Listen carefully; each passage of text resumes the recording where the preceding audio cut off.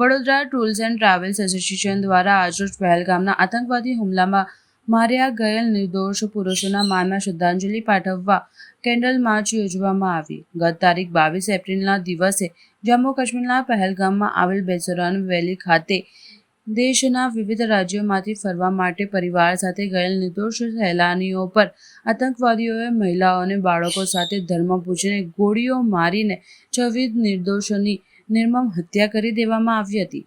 આ અપમાનનીય કૃત્યની દેશ દુનિયામાંથી નિંદા કરવામાં આવી રહી છે। સાથે દેશમાં હવે આતંકી કૃત્યો કરનાર તથા તેઓને સપોર્ટ કરનાર તત્વો સામે કડક કાર્યવાહી કરવાની માંગ ઉઠી છે।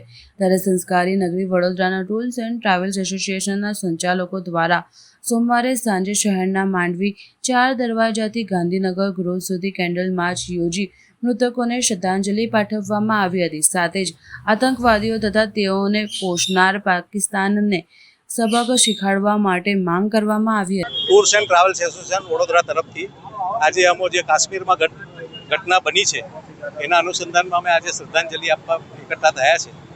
આ જે બનાવ બન્યો છે બહુ દુઃખદ બનાવ થયો છે।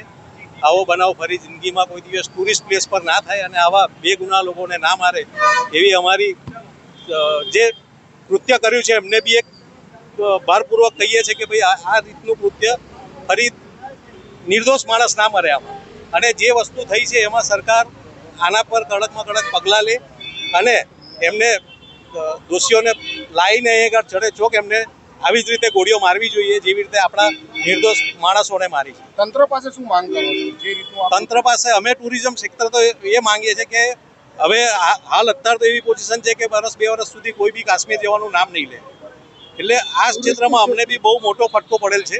અને હાલ હજુ અમારી બી જેટલી બધી ટૂરો હતી બધા કમસે કમ ગુજરાતમાંથી બી ગણો તો બી 1-1.5 લાખ જેટલી પબ્લિક ઓછી થઈ ગઈ કાશ્મીર જવા માટે, અને મેક્સિમમ બધાના કેન્સલેશન આવી ગયા।